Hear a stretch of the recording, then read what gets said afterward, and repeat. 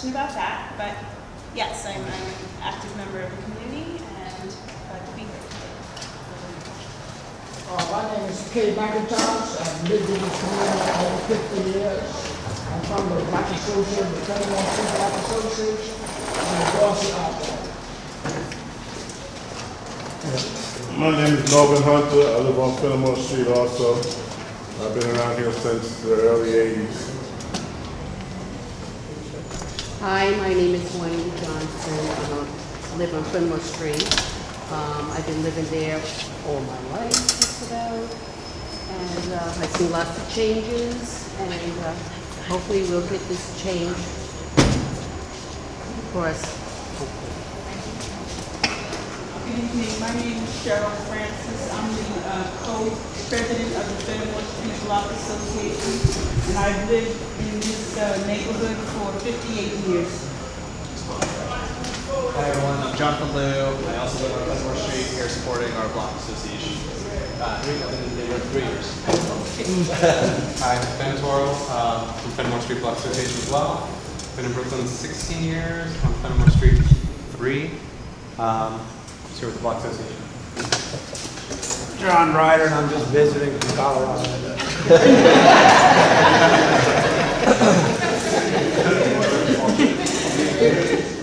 I'm Maura Balvin, and I live on Fenimore Street, and I'm here to support the Block Association. Same. I'm Maura's husband, Nick. We've been here about 7 years. Same. I'm Karen Joseph. I'm their neighbor and I've been on Fenimore Street for many years. And I'm here to support the block. My name is Alicia Boyd. I am a member of the community. I've been doing my best to become a member of this ULURP committee for the last 2 years. I hope maybe this year I will be a member. And I represent MTOP, the Movement to Protect the People. I'm Dr. Serena Frederick. I am, as of now, the interim chair for Empire Blvd 9. I'm also the vice president of our block, Liffords Block Association. And I've lived in the community for about 24 years. And that's all I need to say now. Thank you. I had this time. I'll turn over the meeting to the ULURP chair, Michael.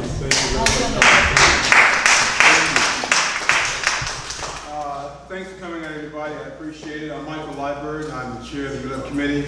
I've been living in this community for about 15 years now. And thanks to all the returning ULURP members and the new ULURP members. Welcome to the committee. Thank you for making it out tonight. So we have a few things to go over this evening. First is the Fenimore Street Block Association. The south side of Fenimore, between Bedford and Rogers.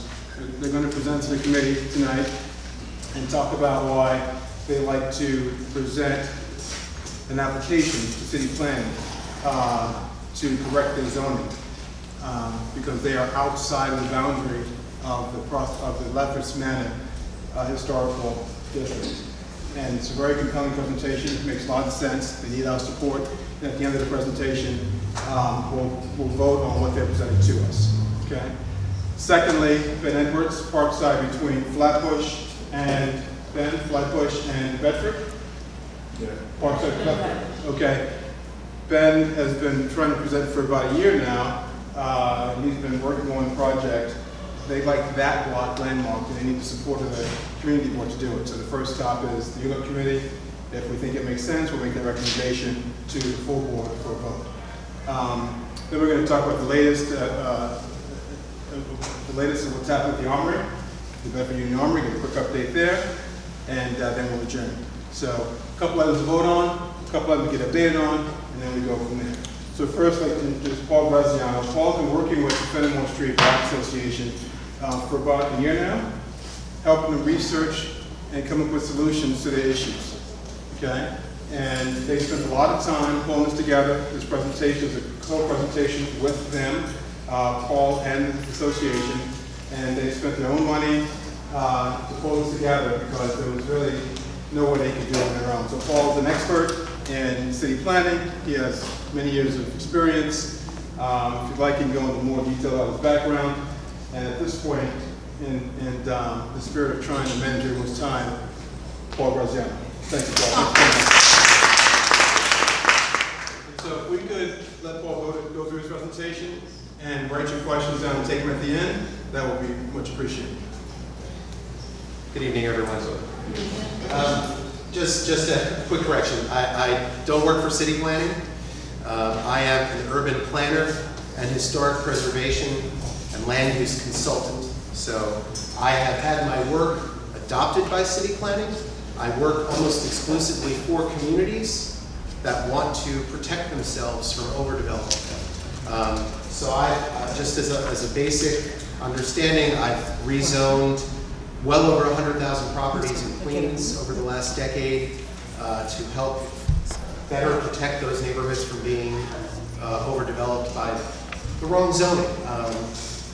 And I've put thousands of buildings on the National Register of Historic Places. I've helped areas get landmarked. I used to be the president of the Historic Districts Council, which is the main grassroots advocacy organization for preservation in the city. And I've also done a lot of enforcement of what are called deed restrictions, which are the private deed restrictions that were placed on properties going back actually about 1,000 years under English common law, but really from the 1860s through the 1920s, 1930s was a big period in terms of how neighborhoods developed prior to zoning ever existing. So what happened was, I was actually working with actually the Concerned Citizens Group going back almost 2 years and consulting with them just on a friendly basis, no money exchanging hands, and kind of describing the kinds of things that need to happen to protect this neighborhood, because knowing Community Board 9 and the challenges that are here with out-of-scale zoning really throughout your entire community board, as well as a lot of new development occurring because of this, it was something that was already on my radar. And back in the summer of last year, I was approached by, summer into fall, I was approached by some folks from the Fenimore Street Block Association.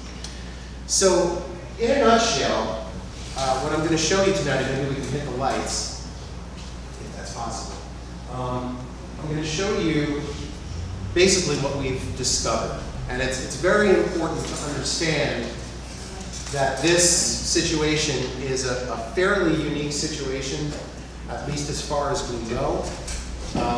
And it's a good reason to move forward with an action that can remediate a situation that should have frankly never happened.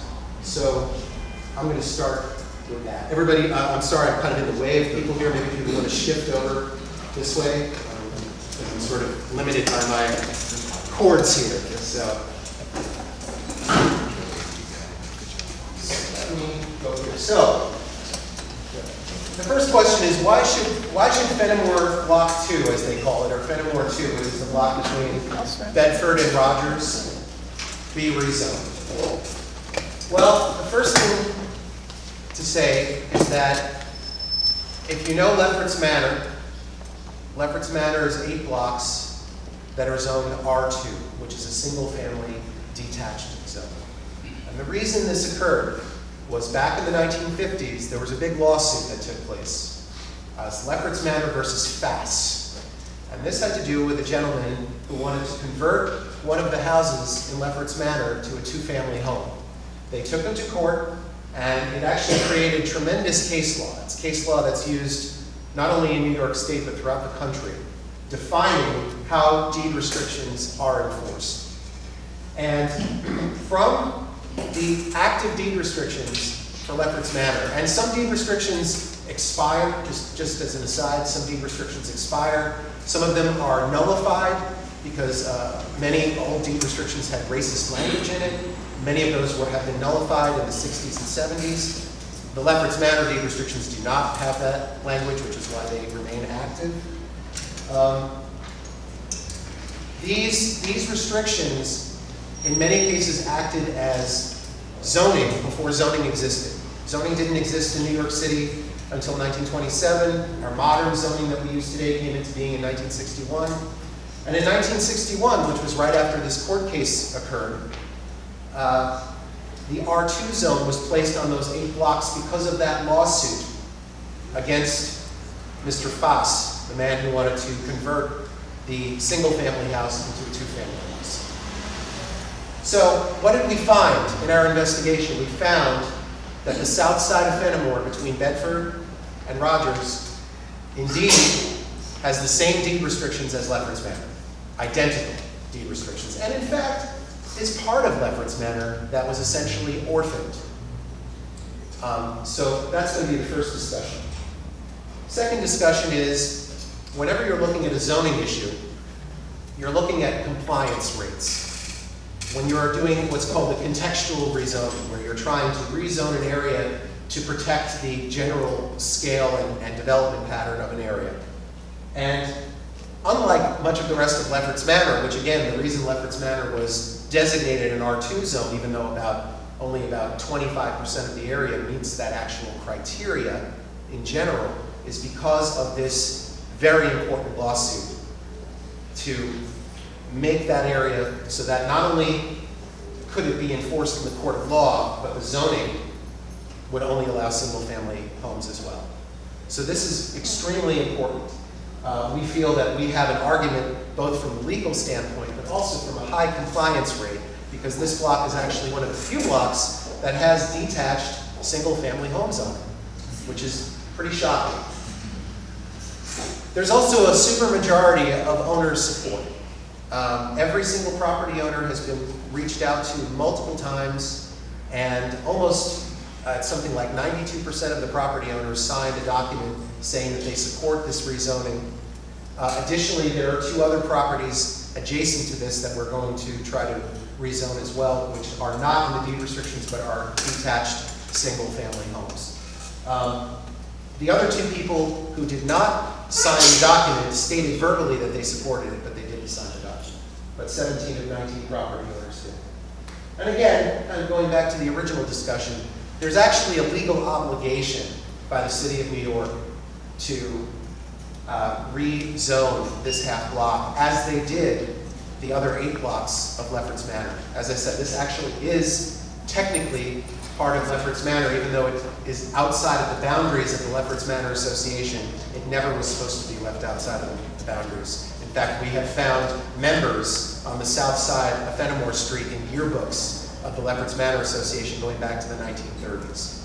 So it's very clear that, again, through a mistake in history, literally, that something happened here and needs to be fixed. So let's take a look at the south side of Fenimore. So as you see here, this is a map from the 1873 Beers Atlas of Long Island, which was one of the first big atlases of every single town and every single village in Long Island, which included Brooklyn and Queens at the time. And you'll see up here, the John Lefferts farm. Already they have platted out the blocks, but there's nothing on it except for a few houses owned by John Lefferts. But you'll notice that there are other estates nearby, and there's this mysterious line right here, where my arrow is. Well, that's actually the southern side of the estate. It's the south side of Fenimore Street, not the north side. We go to a map from 1899, and we see, this is right after Lefferts Manor had been established as a development. A few years later, again, a few of the Lefferts houses are here. There's a couple of row houses on Rutland. There's a few barns and garages over here. And all of the development is actually on the frontage of Fenimore. You see this greenish line here? That's, again, the farm line of Lefferts Manor. And almost every house outside of the small number of row houses are actually on Fenimore Street. And they're all detached houses. And again, here's your boundary line. Here we are in 1921, Belcher High Atlas. And again, at this point, most of Lefferts Manor has been built up in that 20-year period. There's your boundary. Only a few areas to the north haven't been built out yet. And again, what do we see? Every single building that still exists on the south side of Fenimore Street, there are 19 buildings, 17 of them have been built, and they still exist today. And there are 2 other buildings that were built soon after this, in the late 1920s, which round out the other 2 houses on the block. I threw this in because I wanted to show you that the area to the east of Rogers was also part of the Lefferts farm, but it was developed and platted out earlier than the main part. And this area also has deed restrictions. They are very similar to the other deed restrictions, but they do not say one family, and they do not say no tenement, apartment, or flat allowed.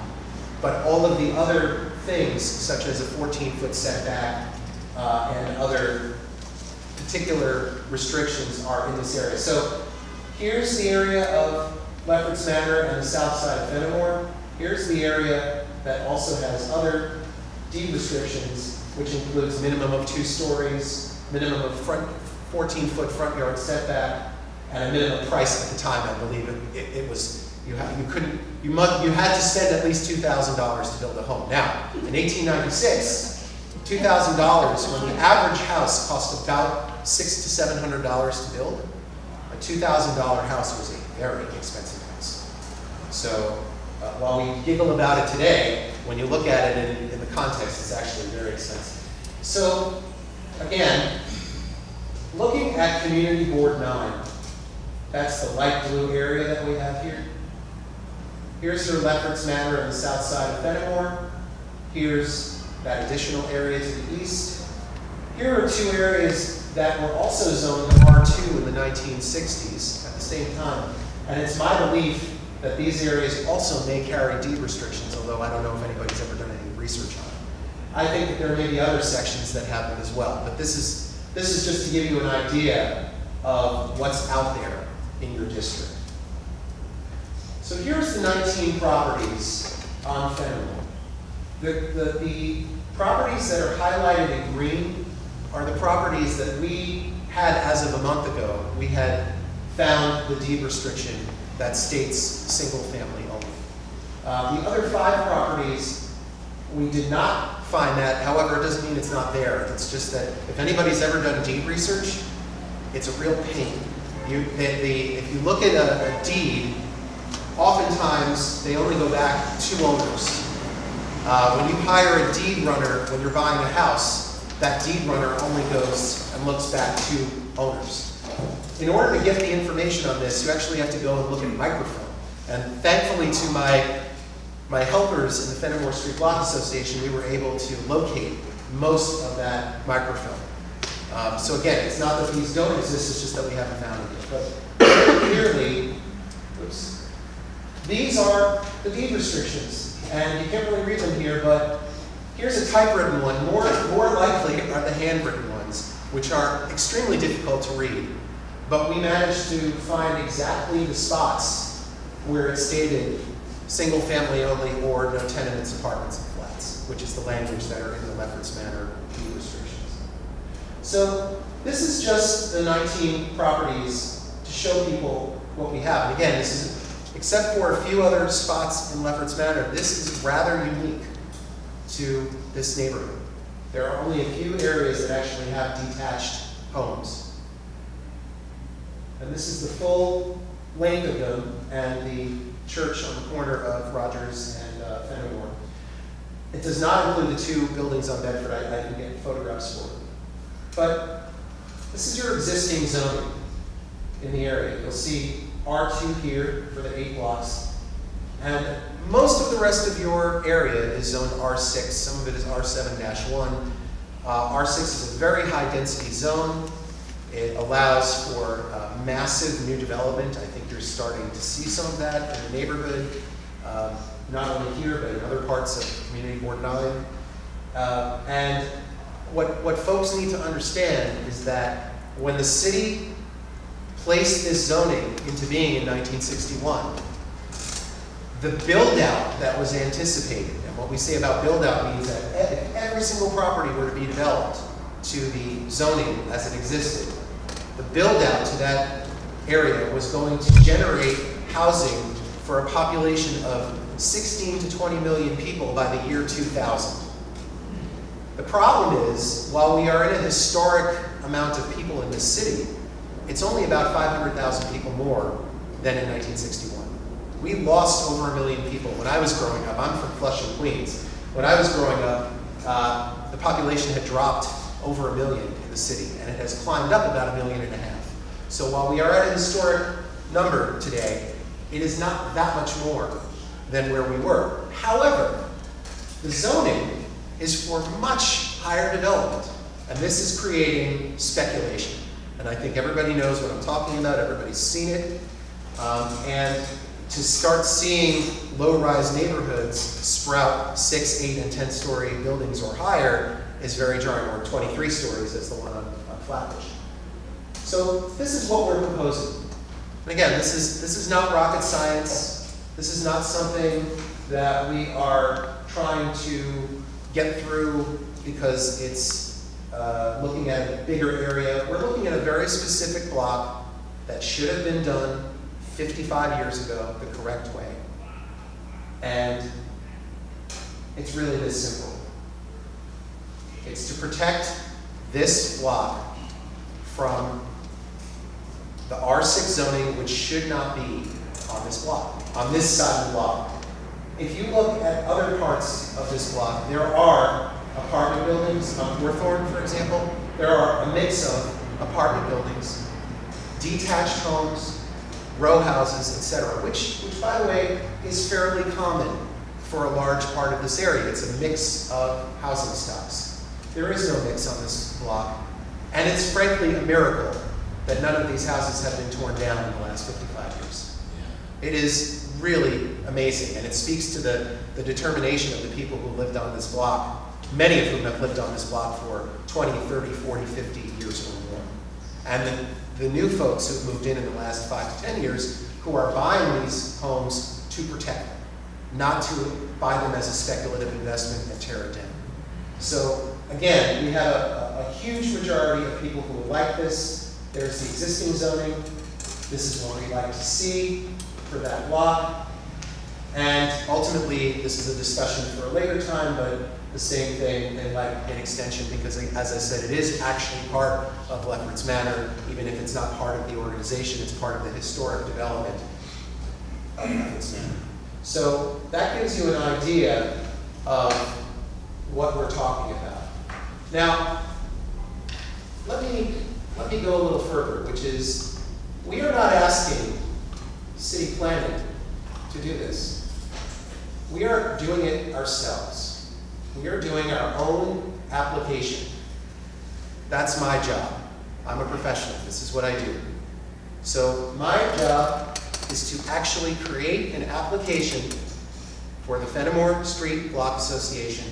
And what they are looking to do, and they can tell you themselves, is for Community Board 9 to be the co-applicant for this zoning change. Now, why are they doing this? The administration today is very different than the administration in previous years.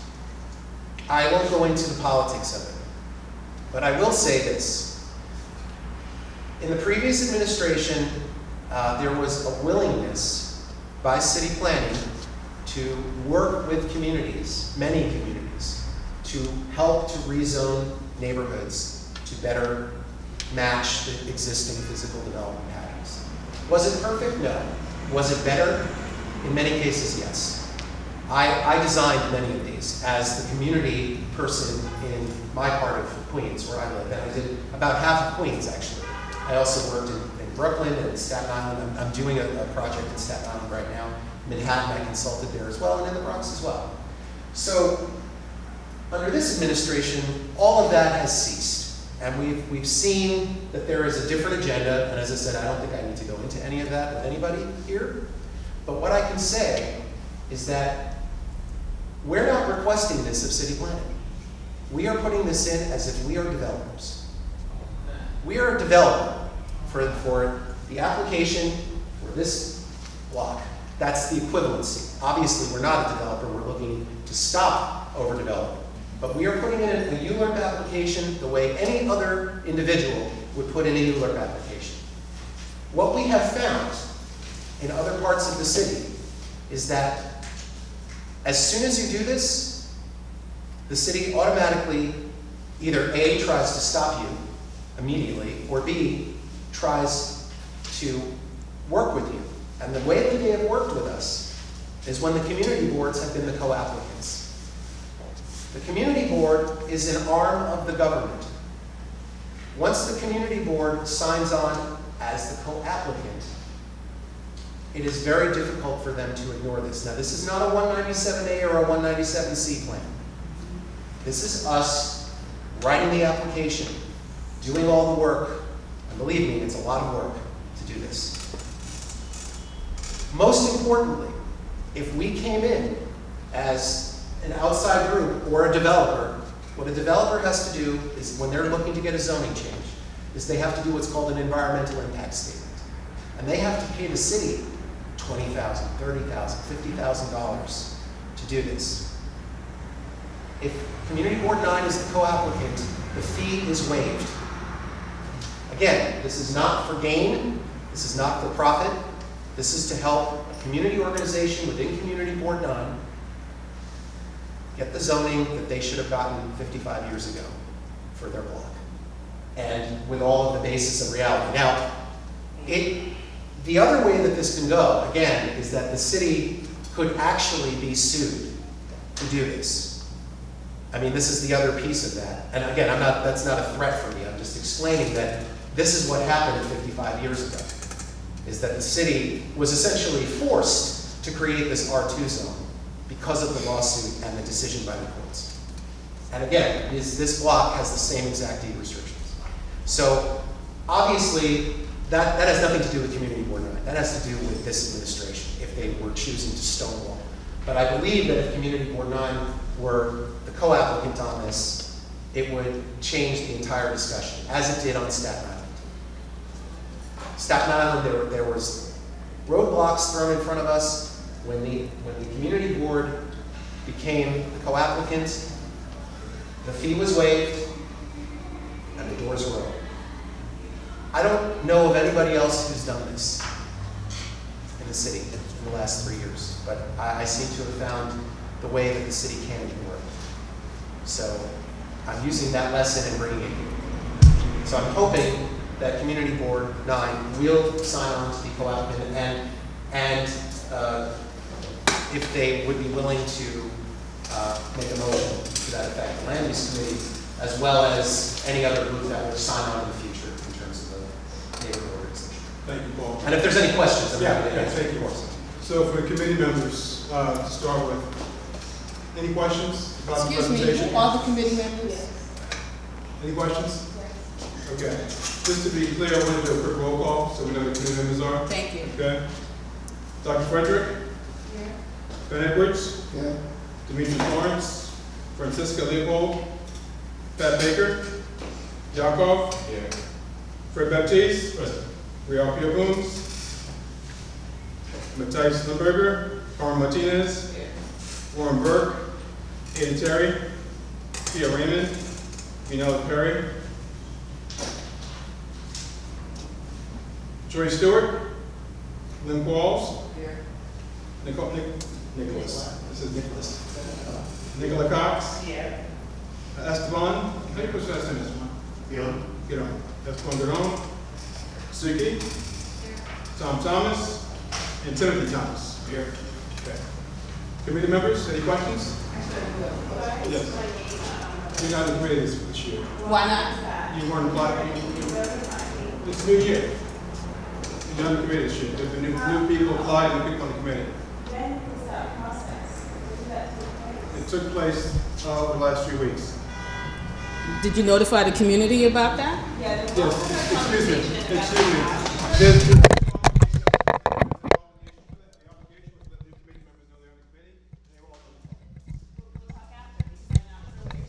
Okay, good. Yes, Ms. Paul. I don't mean to be that, but if the